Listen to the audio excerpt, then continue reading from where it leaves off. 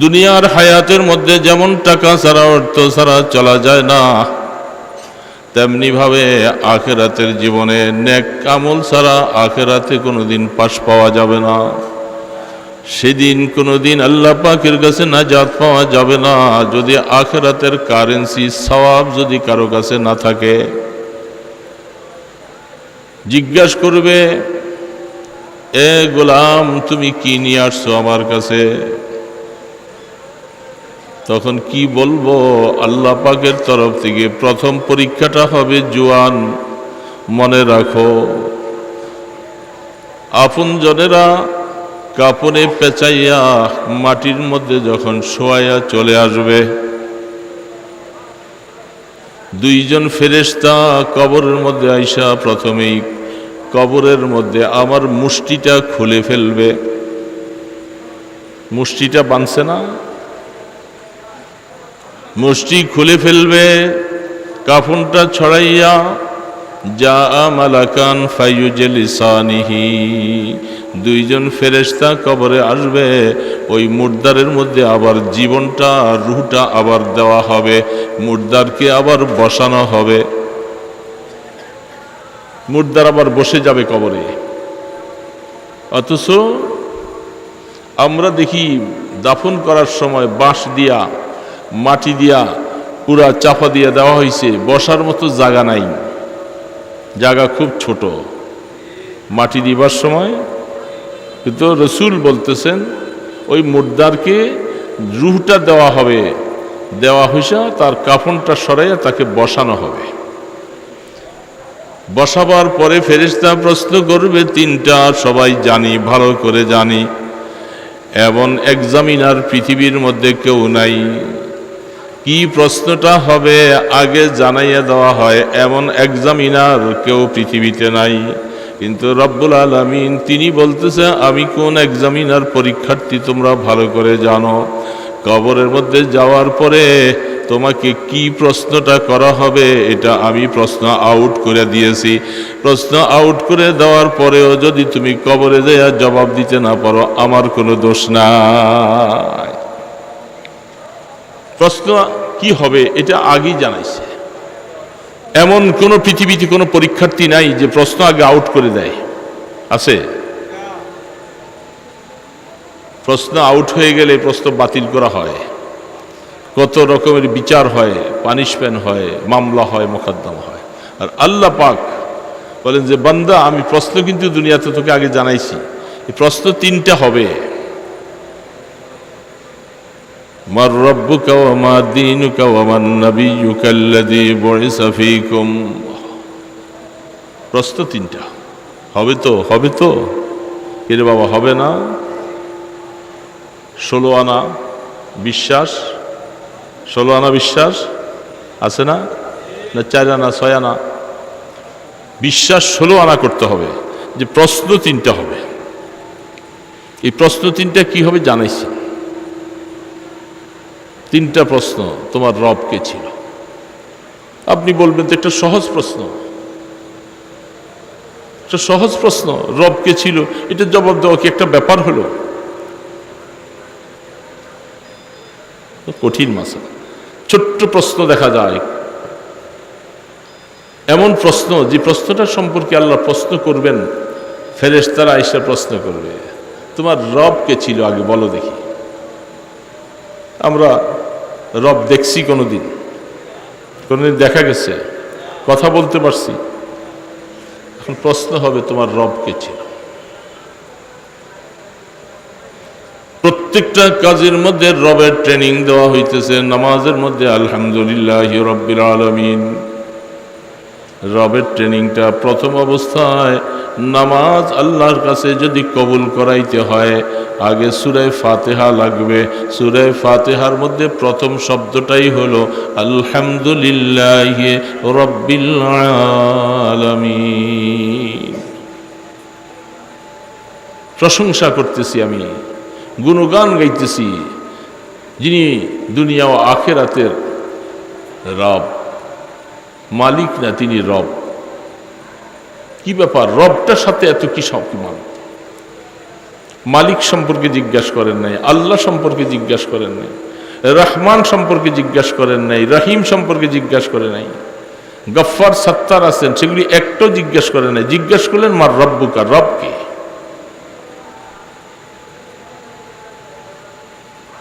রবটা সম্পর্কে কেন? এগুলি লম্বা কথা বলার সুযোগ নেই। রব তাফসীরে লেখে রব কাকে বলে? রব ওই সত্তাকে বলা হয়, ওই জাতকে রব বলা হবে। শুধু মানুষ নয়, পৃথিবীতে যত সৃষ্টি, যত মখলুক তিনি বানিয়েছেন, প্রত্যেকটা মখলুকের সময় মতো যখন যা প্রয়োজন, যেই সময় যা প্রয়োজন, চিকিৎসার প্রয়োজন, খাবারের প্রয়োজন, যৌন খিদার প্রয়োজন, ওষুধের প্রয়োজন, যা কিছু পানির প্রয়োজন, প্রত্যেকটা মখলুক সময় মতো যা প্রয়োজন, সেকেন্ডের ভিতরে তার প্রয়োজনটা যেই সত্তা, যেই জাত মিটাইতে পারে, তার নামে হলো রব। এমন শক্তি পৃথিবীতে আর কারো নেই। একেবারে চোখে মালুম করা যায় না, চোখে দেখা যায় না, এমন কিছু পোকাও আছে আল্লাহ বানাইছেন, তারও কি চাহিদা এটা দুনিয়ার কেউ জানে না, তিনি জানেন। আর এই সত্তা পৃথিবীতে আল্লাহ কাউকে বানান নাই। তো সমস্ত কিছুর থেকে আশরাফুল মখলুকাত, তোমরা মানুষ জাতি, তোমরা রবকে চিনলা কিনা? জমিনের মধ্যে তোমার যা কিছু প্রয়োজন মিটাইতেছে, এই মিটানেওয়ালা জাত হলেন রব আল্লাহ। এই আল্লাহর সাথে তোমার সম্পর্ক কতটুকু হয়েছে? তাকে চিনছো কিনা? তার পরিচয় পাইছো কিনা? মাইকটা কি হালাত, এটার আওয়াজও বেশি কানে আসে নাকি মাইকে? আলোচনা সামান্য সময়, আমি রবকে চিনলাম কিনা? রব যদি আমি না চিনতে পারি, রবের সাথে যদি আমার সম্পর্ক যদি ভালো না হয়, রবের সাথে সম্পর্ক ভালো হতে হবে, পরিচয় লাভ করতে হবে, রবকে চিনা লাগবে। রবের গোলামি আমি কতটুকু করছি? আমি হায়াত তো আমি শেষ করে দিলাম, রবের গোলামি কতটুকু করেছি? রব আমাকে কি বলছেন? কোরআন শরীফের মধ্যে সমস্তগুলি মুনাজাত, সমস্ত মুনাজাতগুলি রব। রব্বানা আতিনা, রব্বানা যালামনা, রব্বানা হাবলানা, রব্বানা লা তুযিগ কুলুবানা, রব্বানা ইন্নানা সামি'না মুনাদিয়ান ইউনা রব্বিজআলনি মুকিমাস সালাহ। একটা দুইটা নয়, প্রায় ৮০ থেকে ৯০টা মুনাজাতের শব্দ। প্রত্যেকটা শব্দের মধ্যে রব্বানা রব্বানা রব্বানা রব্বানা। কি ব্যাপার? অন্য কোনো নাম বললেন না, রব্বানা বললেন। এই শব্দটার সাথে বেশি উনসিয়ত আর মহব্বত, ভালোবাসা, প্রেম যত বেশি হবে, সে তার গোলামি করবে তত বেশি। তার থেকে কোনোদিন সেই রবের গোলামি ছুটবে না, কোনোভাবে ছুটবে না। এই যে রমজান মাস চলে গেল, বহু যুবক, বহু মানুষ, শরীরে শক্তি ছিল, সব কিছু ছিল, খানা খেয়েছে, সব কিছু খেয়েছে, কিন্তু রোজাটা রাখে নাই, রোজা রাখে নাই। এরকম মানুষ এই সমাজে আছিল কিনা? কি অসুবিধা ছিল তার? তার কাছে কি অসুবিধাটা ছিল? রোজাটাতে রাখে নাই। আর্মি বাহিনীদেরকে আমরা দেখি বৎসরে একবার তাদের ট্রেনিংটাকে প্যারেড করার জন্য বিভিন্ন এলাকায় এলাকায় তাদেরকে পাঠায়। সেখানে সৈন্যরা গাড়ি বহর নিয়ে আইসা তারা তাদের ট্রেনিংটাকে যাচাই বাছাই করে। আল্লাহ পাক আপনাকে আমাকে 11 মাস এই ইবাদতের আদেশ করে নাই, 11টা মাস আপনাকে আল্লাহ পাক খাওয়াইছে, চালাইছে, ফিরাইছে, দিয়া একটা মাস বলছে যে আমি একটু দেখতে চাই তুমি আমাকে কত ভালোবাসো, তুমি আমাকে কতটুকু ভালোবাসো, আমি একটু দেখতে চাই। এই ভালোবাসার নমুনা হলো সারাদিন না খেয়ে উপবাস থাকা। যারা রোজা রাখছে এরা কি সকলে রোজা রাখার কারণে মরে গেছে, সব অসুস্থ হয়ে গেছে? সে কি রোজার কারণে একেবারে বরবাদ হয়ে গেছে? আর যারা তোমরা রোজা রাখছো না, তোমরা একেবারে শক্তিশালী হয়ে গেছো। তাহলে বোঝা গেল তুমি রবকে চেনো নাই। দুনিয়ার মধ্যে রবের আহকাম তুমি চেনো নাই। রবের খানাটা তুমি খাইছো, রবের পানিটা খাইছো, রবের দেওয়ার সমস্ত কিছু তুমি খাইছো। কবরে যাওয়ার পরে যখন প্রশ্ন করবে মার রব্বুকা, তাহলে তোমার জবাব দেওয়া কঠিন হয়ে যাবে। রবের সাথে তোমার সম্পর্ক ছিল না, জবাব দেওয়া তো লাগবে। জবাব না দিলে, অ্যান্সার না দিতে পারলে ধরা পড়ে যাবে। এই কথাগুলি আল্লাহ পাক জানাইছে। বন্ধু, কথা শেষ, বেশি নয়। আল্লাহ পাক রব সম্পর্কে প্রশ্ন করবে, ওমা দীনুকা, তুমি কোন ধর্মে অবলম্বী ছিলা? তুমি কি কাদিয়ানি হইছ? তুমি কি ইহুদি? তুমি কি নাসারা? তুমি কি বৌদ্ধ? তুমি কি খ্রিস্টান? না, তুমি কোন ধর্মের অবলম্বী হইছ? তোমার সেই ধর্ম অনুযায়ী তোমার জীবনটা চলছে কিনা? আমি যদি বলি আমি ইসলাম ধর্মের অনুসারী, ইসলাম ধর্মের নমুনাগুলি কি কি তুমি পেশ করো। ওইটা কত প্রকার ও কি কি প্রশ্ন আসে। শুধু প্রকারটা এতটা লিখলে চলবে না, কি কি শব্দটাও লেখা লাগে। ঠিক আল্লাহ পাক বলবে, বান্দা তুমি যে ইসলাম ধর্মে দীক্ষিত হইলা, ইসলাম ধর্ম কাকে বলে এটা একটু নমুনা দেখাও। সেই নমুনা পাবো কোথায়? মুহাম্মদুর রাসূলুল্লাহ সাল্লাল্লাহু আলাইহি সাল্লাম। তার পুরা জিন্দিগিটা আমার কাছে নমুনা আসবে। সেটা আমার জীবনে নাই। আমি যা মনে চাই তেমনি চললাম, সময় মতো ওমা দীনুকা শব্দের জবাব আমি দিতে পারবো না। ওমান নবিয়্যুকাল্লাযী বুইসা ফীকুম, যে নবী তোমাদেরকে দেওয়া হয়েছিল সেই নবী সম্পর্কে তুমি কি চিনো, কি ধারণা? এই যে প্রশ্নগুলি করা হবে দোস্ত, এই প্রশ্নগুলির জবাব দিতে পারলে আখিরাতের জীবন সাফল্যতা হবে। আল্লাহ রসুল বারবার বলছে, জবাব দিতে পারল না, হা হা লা আদ্রি, হা হা লা আদ্রি। ভাই আমি তো বলতেছি আপনাদের সামনে কথাটা, এই প্রশ্ন তো আমাকেও হবে, আপনাকেও হবে, কাহাকেও বাদ দেওয়া হবে না। আলেম বলেন, ফাজেল বলেন, ইমাম বলেন, মুহাদ্দিস বলেন, মুফতি বলেন, প্রশ্ন সবাইকেই করা হবে। এই প্রশ্নগুলোর প্রস্তুতি কিভাবে নিব? আল্লাহ পাকের গোলামি করে, আল্লাহ পাক আমাকে যেভাবে চলতে বলছে আমি সেইভাবে, একটা কদম আমি দিব না যে আল্লাহর অবাধ্য হয়ে যাই। একটা কদম, যে কদমের উপরে আল্লাহ সন্তুষ্ট না, আমি এরকম কদম দিতে রাজি না। এটার নাম আল্লাহ পাকের গোলামি। আমার কামাই রোজগার, বিবি বাচ্চা পালা, হালাল হারাম নিয়ে জীবনটা কাটানো, পর্দার ভিতরে জীবন কাটানো। পর্দা তো এখন শরীয়তে নাই বললে চলে।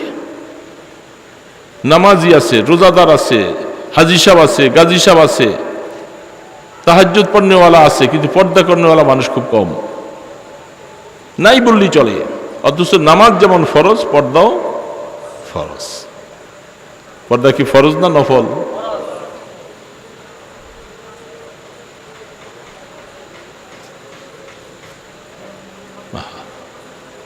কোরআন শরীফের আয়াতগুলি ভুরি ভুরি। সমাজের মধ্যে এখন হাজারের মধ্যে একজন মানুষকে অরিজিনাল পর্দা পালন করনেওয়ালা নাই, হাজারে একজন, যেটাকে শরীয়তের পর্দা বলা হয়। রেওয়াজি পর্দা, আপনি একজন বাহিরের মানুষ, আপনার সাথে আমার বিবি দেখা করবে না, আমার বোন দেখা করবে না, কিন্তু চাচাতো ভাই, মামাতো ভাই, দেবর, ভাসুর, যত আছে বাগিনা বাগিনে সবার সাথে দেখা চলতেছে, শুধু ওই বাহিরের লোকটার সাথে দেখা নেই। এটা কি পর্দা? এটার জন্য প্রশ্ন হবে না? প্রশ্ন হবে না দোস্ত? প্রশ্ন হবে, প্রশ্ন হবে। বলে আমি মানতে পারি নাই, এটা বললে চলবে না। আল্লাহ পাক বলে, আমার কোরআনের আয়াত তোমার সামনে ছিল, তুমি পর্দা মানলা না কেন? যেখানে আল্লাহ পাক কোরআনের মধ্যে বারবার বলছে, এই ওয়াজও এখন সমাজে বিকল হয়ে গেছে, ওয়াজ মাননেওয়ালা মানুষও নাই। কারণ পর্দা মানতে কষ্ট, খুব কষ্ট। বেপরদগী মহিলা যারা, তার ইবাদত বন্দিগি বাতিল। সারা সমাজ যাদের প্রতি তাকাইলে জিনার গুনাহ হয়, চোখের মধ্যে সীসা ডালিয়ে দেওয়া হবে, সেরকম বেপর্দার অবস্থা এখন আমাদের দেশে হিরিক চলছে অহরহ, অভাব নাই। এই জন্য দোস্ত, একটা মাস রোজা দিয়েছিলেন আল্লাহ পাক আমাদেরকে মোত্তাকি বানাবার জন্য। আল্লাহ কোরআনে বলছে না তোমরা যেন মোত্তাকি হও। মোত্তাকি মানে আল্লাহর ভয়, গুনাহ ছেড়ে দেওয়া, এটার নাম মোত্তাকি। তো আমি গুনাহ ছাড়তে পারলাম না, আমার কামাই হারাম, আমার কথা হারাম, আমার জবানে গীবত শেখায় চলছে, বেপর্দায় চলতেছে, আমার বিবি বাচ্চারা, পরের হক নষ্ট করে খাচ্ছি। আমি মসজিদে আইসা আল্লাহ আকবার করে নিয়ত বানছি, আল্লাহ পাক বলে তুই মোত্তাকি হস নাই, এখনো মোত্তাকি হতে পারো নাই। রমজানের রোজা দিছিলাম তুমি যেন মোত্তাকি হয়ে যাও। এই একটা মাস সিয়াম সাধনা করলে গুনাহ ছেড়ে দেওয়া তোমার জন্য সহজ হবে। এখন আমি রমজানের রোজা তো রাখছি, কিন্তু গুনাহ তো ছাড়ি নাই। রোজা শেষ, আবার গুনাহ শুরু হয়ে গেছে। দোস্ত, এইভাবে তো হায়াত চলে যাবে, কি হবে? হবেটা কি দুনিয়া? এই জন্য আল্লাহ রসুল বলছেন শেষ জমানায়